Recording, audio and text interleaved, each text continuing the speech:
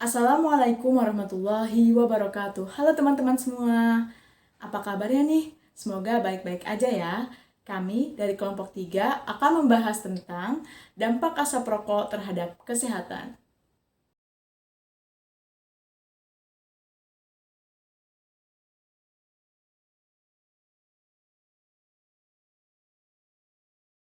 Mungkin kita sudah tidak asing lagi dengan kata merokok. Seperti yang tertera pada gambar ini, cukup banyak berita yang membahas tentang bahaya merokok bagi kesehatan, baik itu di media sosial, media elektronik, media cetak, bahkan bungkus rokoknya pun sendiri. Namun masih banyak orang yang belum sadar akan hal ini. Maka dari itu kita akan kaji lebih dalam lagi apa saja sih faktor-faktor yang mempengaruhinya dan dampaknya bagi kesehatan. Sebelumnya, rokok merupakan produk tembakau, biasanya dari daun tembakau yang dikeringkan yang mudah terbakar. Sedangkan orang yang merokok disebut juga sebagai perokok. Ada 3 macam perokok. Yang pertama, ada perokok aktif, yaitu secara singkatnya, orang yang mengkonsumsi rokok atau menghirup rokok secara rutin ataupun tidak rutin. Sedangkan perokok pasif kedua adalah orang yang bukan perokok tetapi menghirup asap rokok dari orang lain yang merokok. Lalu ada yang disebut juga yang ketiga, perokok pasif ketiga. Mungkin kita agak jarang ya dengar kalimat ini, namun perlu diketahui bahwa perokok pasif ketiga merupakan orang yang menghirup residu dari asap rokok yang ada di udara, debu, ataupun di permukaan seperti ada di baju, di kulit, ataupun di rambut. Teman-teman tahu gak sih kalau misalnya asap rokok itu bisa bertahan hingga 3 jam, baik di permukaan ataupun di udara. Nah, prevalensi dan dampak epidemiologisnya terhitung di Amerika Serikat, perokok aktif yang meninggal itu sebanyak 480.000 orang, teman-teman. Dan sedangkan untuk perokok pasifnya itu sekitar 890.000 orang meninggal. Di Indonesia terjadi peningkatan prevalensi pada tahun 1995 ke 2013, yaitu sekitar 27% menjadi 36,3%. Sedangkan kabar baiknya pada tahun 2018 ke 2020 itu mengalami penurunan untuk populasi usia di atas 15 tahun, yaitu pada 2018 sekitar 32,2%, 2019 sekitar 29,03%, dan 2020 sekitar 28,7%. Menurut WHO 2019, korban jiwa akibat merokok yaitu sekitar 225.700 orang. Banyak banget ya teman-teman ya. Jadi ada bahan-bahan ataupun kandungan di dalam rokok yang membuat orang menjadi sakit. Ada 400 jenis senyawa kimia. 400-nya termasuk zat-zat berbahaya. Dan 43 zatnya termasuk ke dalam zat penyebab kanker atau bersifat karsinogenik. Nah, contohnya nih, ada karbon monoksida, yaitu salah satu gas beracun yang menurunkan kadar oksigen dalam darah sehingga dapat menurunkan konsentrasinya dalam darah dan timbulnya penyakit berbahaya. Ada juga yang namanya tar, merupakan zat berbahaya penyebab kanker atau bersifat karsinogenik. Dan nikotin yang merupakan zat berbahaya penyebab kecanduan atau adiksi. Nah, selanjutnya kita akan membahas salah satu zat penting pada rokok, yaitu nikotin, di mana nikotin ini bertanggung jawab atas sifat adiktif dari rokok. Di sini nikotin bertindak sebagai agonis cholinergic nicotinic ganglion di ganglia otonom, otak, susun tulang belakang, neuromuscular junction, dan medula adrenal. Nikotin ini memiliki efek farmakologis yang bergantung pada dosis dan memiliki aksi stimulan dan depresan. Efek nikotin itu terdapat pada sistem saraf pusat dan mempunyai efek stimulasi perifer melalui pelepasan berbagai neurotransmitter seperti asetilkolin, beta-endorfin, dopamin, norepinefrin, serotonin, dan hormon adrenokortikotropik. Efek stimulan yang penting dari aktivitas stimulan nikotin yaitu vasokonstriksi perifer, peningkatan tekanan darah, takikardia, peningkatan cora jantung, dan peningkatan kewaspadaan mental dan fungsi kognitif. Efek depresan dari nikotin termasuk relaksasi otot dan pengurangan kecemasan. Nah, hasil pembakaran dari produk-produk tembakau berjenis rokok itu kita sebut juga dengan asap rokok, di mana asap rokok ini memiliki banyak bahan kimia dan partikel yang berbahaya, seperti nikotin dan tar, di mana dia dapat mengiritasi saluran pernafasan bagian atas dan paru-paru. Di sini, selain itu juga, rokok dapat menyebabkan berbagai masalah kesehatan lainnya, melalui beberapa mekanisme seperti paparan radikal bebas dari komponen asap tembakau yang menyebabkan peningkatan stres oksidatif, peradangan, dan kerusakan DNA.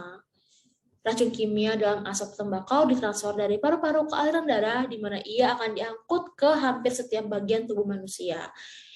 Di sini merokok itu dapat mempengaruhi tubuh manusia dengan berbagai cara, sehingga dapat menyebabkan perkembangan penyakit yang kronis, bahkan dapat menyebabkan kanker. Di sini dia dapat menyebabkan kesehatan yang merugikan di berbagai sistem, seperti di sistem kardiovaskular, seperti aneurisma aorta, penyakit jantung koroner, penyakit vaskular perifer, dan penyakit paru obstruksi kronis. Dan juga di sistem respirasi dapat juga berupa penyakit paru obstruksi kronis, asma, dan pneumonia. Pada sistem reproduksi dapat menyebabkan kematian janin, kelahiran mati, dan delay dalam konsepsi. Pada sistem lainnya dapat menyebabkan katarak, periodontitis, kepadatan tulang yang rendah, dan patah tulang pinggul. Efek kesehatan yang tidak kalah penting adalah rokok ini dapat menyebabkan kanker. Nah, efek kesehatan yang merugikan terkait merokok ini sangat amat banyak. Oleh karena itu, kita perlukan upaya preventif berkelanjutan untuk mengurangi prevalensi merokok itu sebagai hal yang sangat penting. Promosi berhenti merokok dapat menjadi pendekatan kesehatan masyarakat yang kuat untuk mengurangi paparan lingkungan non-perokok terhadap asap tembakau lingkungan. Apabila ditinjau dari sisi manusia ataupun maka ada beberapa faktor yang dapat mempengaruhi perilaku merokok pada seseorang. Yang pertama itu ada faktor psikologis. Nah, jadi biasanya individu itu merokok dengan tujuan untuk mendapatkan kesenangan, kenyamanan, merasa lepas dari kegelisahan, dan juga untuk mendapatkan rasa percaya diri.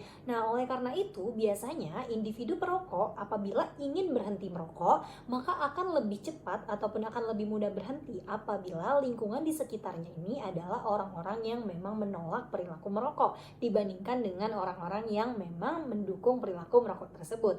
Lalu yang kedua ada faktor biologis. Nah, ada beberapa penelitian yang mengungkapkan bahwa semakin tinggi kadar nikotin di dalam darah, maka akan semakin besar pula ketergantungan seseorang terhadap rokok. Lalu yang ketiga itu ada faktor kepribadian atau personality. Nah, jadi perokok ini biasanya memiliki prestasi akademik yang kurang, minat belajarnya itu rendah, dan kurang patuh pada otoritas. Nah, hal-hal ini sebenarnya berhubungan dengan kepribadian yang disebut dengan kepribadian antisosial. Nah, jadi memang kepribadian antisosial ini ditemukan pada beberapa perokok.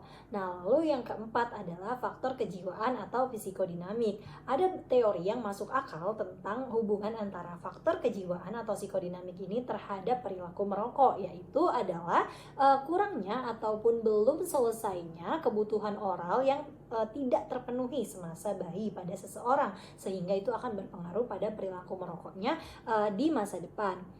Nah, lalu selanjutnya ada juga yang disebut dengan faktor sensori motorik. Nah, jadi faktor sensori motorik ini untuk sebagian perokok, kegiatan merokok itulah sebenarnya yang membentuk kebiasaan merokok tersebut. Misalnya dari mulai memberi rokok, membukanya, kemudian mengambil dan mengeluarkan rokok, menghisap rokok, lalu aroma, rasa, dan juga bunyi dari kegiatan rokok tersebutlah yang sebenarnya berperan dalam terciptanya kebiasaan merokok pada orang-orang. Nah, lalu yang terakhir adalah faktor genetik. Nah, jadi ada beberapa studi yang memang menyebutkan bahwa faktor genetik itu juga berperan terhadap perilaku merokok ataupun faktor genetik ini dapat diwarisi.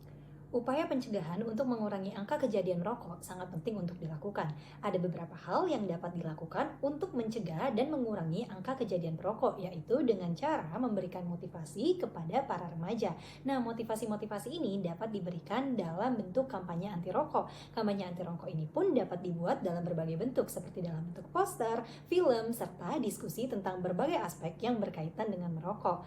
Nah, ada pula beberapa pesan-pesan yang dapat disampaikan dalam kampanye tersebut, seperti meskipun orang tuamu perokok, maka kamu tidak harus meniru karena kamu mempunyai akal yang dapat kamu gunakan untuk membuat keputusanmu sendiri. Lalu yang kedua, iklan-iklan rokok itu sebenarnya hanya menjerumuskan orang dan sebaiknya kamu belajar untuk tidak terpengaruh oleh iklan seperti itu. Lalu yang ketiga, kamu tidak harus ikut merokok hanya karena teman-temanmu merokok. Dan yang keempat, kamu bisa menolak ajakan merokok untuk tidak ajakan merokok karena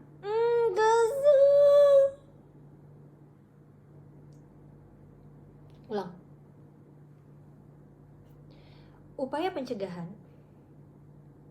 Upaya pencegahan untuk mengurangi angka kejadian merokok itu sangat penting untuk dilakukan. Ada beberapa cara yang dapat dilakukan, yaitu dengan cara memberikan motivasi kepada para remaja tentang bagaimana caranya untuk menolak ajakan merokok. Nah, motivasi-motivasi ini dapat dibentuk dalam suatu kampanye anti rokok yang dapat dibentuk dalam bentuk poster, film, serta diskusi tentang berbagai aspek yang berkaitan dengan merokok. Dan lahan yang digunakan untuk gerakan kampanye ini adalah sekolah-sekolah, televisi, dan dapat juga melalui radio. Nah, ada beberapa pesan-pesan yang dapat disampaikan dalam kampanye ini, seperti yang pertama, meskipun orang tuamu perokok, maka kamu tidak harus meniru, karena kamu mempunyai akal yang dapat kamu gunakan untuk membuat keputusanmu sendiri. Lalu, yang kedua, iklan-iklan anti merokok sebenarnya hanya menjerumuskan orang, dan sebaiknya kamu belajar untuk tidak terpengaruh terhadap iklan-iklan tersebut. Yang ketiga, kamu tidak harus ikut merokok hanya karena teman-temanmu merokok. Dan yang keempat, kamu bisa menolak ajakan mereka yang mengajakmu untuk ikut merokok. Nah, pemberian kampanye ini harapannya adalah untuk memberikan kemampuan dan kepercayaan diri kepada para remaja untuk menolak ajakan merokok. Harga rokok di Indonesia masih sangat murah dan terjangkau oleh masyarakat. Hal tersebut disebabkan karena kebijakan cukai tembakau di Indonesia saat ini tidak mengikuti kenaikan pendapatan masyarakat, yang menyebabkan harga rokok di Indonesia makin terjangkau dari waktu ke waktu. Karena harga rokok yang murah dan terjangkau, maka hal tersebut tidak mendorong perokok untuk berhenti merokok, dan justru mendorong anak-anak dan remaja untuk memulai merokok. Dukungan dari produk rokok kepada masyarakat masih banyak. Hal tersebut dikarenakan sebagian besar industri rokok mempromosikan harga per batangnya berkisar 600 hingga 1.000 rupiah. Hal tersebut juga mendorong anak-anak untuk memulai merokok karena harganya semakin terjangkau oleh mereka. Indonesia merupakan salah satu negara yang memiliki tingkat konsumsi rokok yang tinggi di dunia untuk kelompok pria, dan adanya peningkatan untuk perempuan dan remaja. Berdasarkan fakta-fakta dari hasil penelitian, WHO dan World Bank menyimpulkan bahwa cara yang paling efektif untuk mengurangi konsumsi tembakau dan menyelamatkan hidup masyarakat adalah dengan menaikkan harga produk tembakau melalui peningkatan cukai hasil tembakau. Kementerian Kesehatan juga mendorong Kementerian Keuangan untuk meningkatkan cukai hasil tembakau dalam rangka untuk mengurangi prevalensi merokok yang sangat tinggi di Indonesia. Besarnya kenaikan tarif cukai dan harga rokok harus melebihi inflasi, ditambah dengan pertumbuhan pendapatan masyarakat. Hal tersebut guna untuk memastikan bahwa harga rokok tidak terjangkau pada masyarakat rentan, khususnya pada penduduk miskin, anak-anak, dan remaja. Dari sisi sarana sendiri, menurut kami terdapat dua hal yang menjadi isu yang perlu diperhatikan. Yang pertama, yaitu tingginya jumlah iklan tembakau di lingkungan umum. Sebenarnya, pengaturan iklan rokok telah tercantum pada Peraturan Pemerintah Nomor 109 Tahun 2012 tentang pengamanan bahan yang mengandung zat adiktif berupa produk tembakau bagi kesehatan. Namun, kebijakan ini diadopsi hanya oleh 2/3 dari 514 kabupaten sampai tahun 2018 kemarin. Selain itu, belum adanya peraturan nasional yang melarang iklan rokok di luar ruangan. Akibatnya, pada suatu penelitian menunjukkan visibilitas yang tinggi tentang iklan rokok di luar ruang di sekitar sekolah-sekolah di Indonesia. Pada tahun 2015, sebuah penelitian di 5 kota, yakni Bandung, Jakarta, Makassar, Mataram, dan Padang, menemukan bahwa papan reklame tembakau terlihat dari 32% gerbang sekolah dari 360 sekolah menengah atas.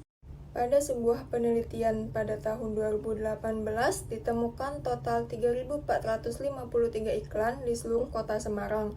Dari jumlah ini, 2.556 iklan atau sekitar 74% diantaranya berada dalam jarak 300 meter atau 5-10 menit berjalan kaki dari sekolah. Mengapa isu ini penting? Karena berdasarkan suatu penelitian, ditemukan bahwa remaja di sekolah dengan kedekatan terhadap iklan rokok ataupun tembakau di luar ruang memiliki kecenderungan lebih tinggi untuk merokok. Isu kedua yang juga penting untuk diperhatikan adalah kurang besarnya peringatan kesehatan bergambar pada bungkus rokok di Indonesia. Peringatan kesehatan bergambar merupakan sarana efektif untuk mengomunikasikan risiko ataupun bahaya merokok. Saat ini, Indonesia masih menggunakan peringatan kesehatan bergambar sebesar 40%. Aturan ini terbilang tertinggal dibanding negara lain, karena beberapa negara telah mencantumkan peringatan kesehatan bergambar hingga 90%. TCSC IAKMI yang telah melakukan studi opini publik mengenai efektivitas peringatan kesehatan bergambar menemukan bahwa 80,9% responden mendukung peningkatan peringatan kesehatan bergambar menjadi 90%. Masyarakat merasa semakin besar ukuran peringatan kesehatan bergambar akan menimbulkan efek perasaan takut akan bahaya rokok terhadap kesehatan jauh lebih tinggi. Berdasarkan hasil penelitian yang sama, ditemukan lebih dari setengah perokok atau sekitar 53,5% merasa bahwa ukuran peringatan kesehatan bergambar 90% amat sangat efektif dalam memotivasi perokok untuk berhenti merokok. Oleh karena itu, beberapa solusi yang dapat dijalankan oleh pemerintah antara lain, yang pertama, pemerintah pusat dan daerah perlu melarang iklan rokok di luar ruang, termasuk di dekat sekolah, untuk mencegah meningkatnya jumlah perokok remaja. Kebijakan ini diperlukan untuk menyelamatkan remaja dari risiko penyakit tidak menular dan beban ekonomi pada masa depan. Selain itu, pemerintah perlu merancang suatu peraturan nasional yang mampu mengurangi iklan rokok di luar ruangan ataupun area terbuka. Yang kedua, pemerintah Indonesia segera memperkuat satu kebijakan mengenai ukuran peringatan kesehatan bergambar menjadi 90% serta ukuran tulisan diperbesar sehingga mudah dibaca sesuai dengan dukungan masyarakat.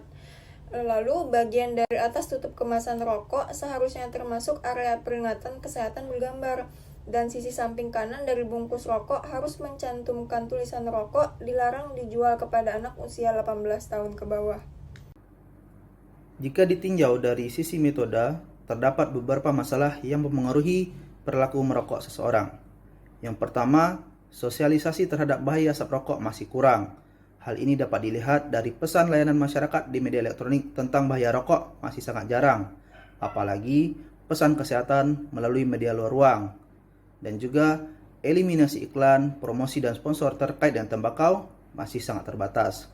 Yang kedua, kurang tegasnya sanksi terhadap pelanggar merokok pada tempat umum. Sebenarnya, pemerintah pusat telah mencantumkan sanksi pidana bagi perokok di tempat umum. Hal ini tertuang dalam pasal 199 Undang-Undang Nomor 36 Tahun 2009 tentang Kesehatan. Dalam pasal tersebut menyatakan bahwa barang siapa yang merokok di tempat umum akan dikenai sanksi pidana penjara 6 bulan serta denda sebesar 50 juta. Namun, sanksi tersebut dianggap belum mampu memberikan efek jera bagi perokok aktif dan penanggung jawab tempat umum. Hal ini dapat dilihat dari banyaknya perokok yang mengabaikan peraturan tersebut, namun tidak ada tindakan lebih lanjut dari penanggung jawab tempat umum, serta sedikitnya tempat umum yang menjadi kawasan larangan merokok. Yang ketiga, mudahnya akses rokok di masyarakat. Dari data yang dimiliki oleh Kementerian Koordinator Bidang Pembangunan Manusia dan Kebudayaan Republik Indonesia menyatakan yakni masih tingginya jumlah perokok, yang ironisnya justru berasal dari kalangan remaja. Hal ini dapat dilihat dari data sekitar 60,6% pelajar yang tidak dicegah ketika membeli rokok.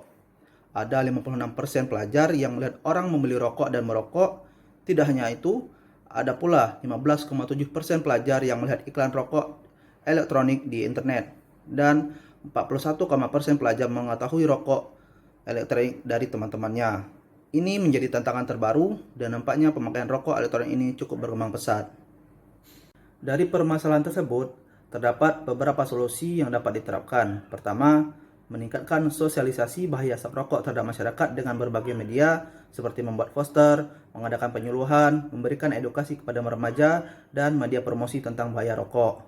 Yang kedua, menambahkan pasal pelarangan total iklan dan promosi rokok melalui Pergub, Perda, dan Perwali atau Perbuk tentang kawasan tanpa rokok, dan memasukkan penegakan Perda KTR sebagai evaluasi keberhasilan daerah dan membuat sanksi administrasi. Yang ketiga, diharapkan untuk semua pelaku, penggiat, dan pemerhati pengendalian perilaku merokok untuk bersatu dan berjibaku melakukan advokasi yang kuat agar iklan, terutama di media elektronik, digital, dan luar ruang ditiadakan, serta demi Demikian pula untuk cukai dan harga rokok untuk dapat naik. Halo semuanya, jadi di sini saya akan melanjutkan untuk membahas masalah dari aspek lingkungan. Nah, yang pertama itu keluarga. Kita sudah tahu bahwa pendidikan sedini mungkin itu diajarkan dalam lingkup keluarga. Oleh karena itu, biasanya perilaku anak ke depannya itu tercermin dari ajaran keluarganya. Nah, kenapa sih keluarga itu menjadi salah satu faktor? Yang pertama, ketika anak melihat anggota keluarganya merokok, biasanya dia ingin mencontoh perbuatan tersebut. Juga dalam sebuah penelitian, ketika anak yang terlahir dalam keluarga yang tidak harmonis, itu biasanya mereka lebih cenderung untuk mudah menjadi perokok dibandingkan anak yang terlahir dalam keluarga yang harmonis. Selain keluarga juga ada pergaulan. Kita semua udah tahu bahwa remaja sering menghabiskan waktunya juga bersama temannya selain keluarga. Jadi kalau kita lihat sebuah kelompok pergaulan di masyarakat itu biasanya mereka mempunyai perilaku dan hobi yang sama. Nah, di sini ketika teman sepergaulannya ada yang merokok, teman lainnya juga biasanya ikut-ikutan dalam merokok. Selain pergaulan dan keluarga, juga ada lingkungan pekerjaan. Nah, ini sama halnya seperti lingkungan keluarga tadi. Ketika seseorang ingin melarikan diri dari masalah pekerjaannya atau pikiran yang berat, biasanya mereka cenderung untuk merokok. Nah, adapun solusi untuk permasalahan dari faktor lingkungan pada kasus ini yaitu yang pertama sangatlah penting untuk mengedukasi baik bagi mereka yang sudah merupakan perokok aktif atau bagi mereka yang hanya mulai-mulai mencoba untuk merokok saja. Nah, selanjutnya bagi para orang dewasa dan juga orang tua di rumah sehendaknya untuk tidak merokok di depan anak-anak mereka dan juga letakkan bungkus rokok jauh dari jangkauan anak-anak. Dan yang terakhir adalah usahakan untuk mengisi waktu luang dengan kegiatan-kegiatan yang bermanfaat atau kegiatan ekstrakurikuler. Karena mengapa demikian? Karena bagi para remaja yang mulai mencoba untuk merokok, itu biasanya diawali dari perkumpulan-perkumpulan bersama teman-temannya yang tidak baik. Nah, maka dari itu untuk menghindari para remaja ini untuk mulai kumpul-kumpul bersama teman dan melakukan hal-hal yang tidak baik, lebih baik waktu luangnya diisi dengan kegiatan yang bermanfaat.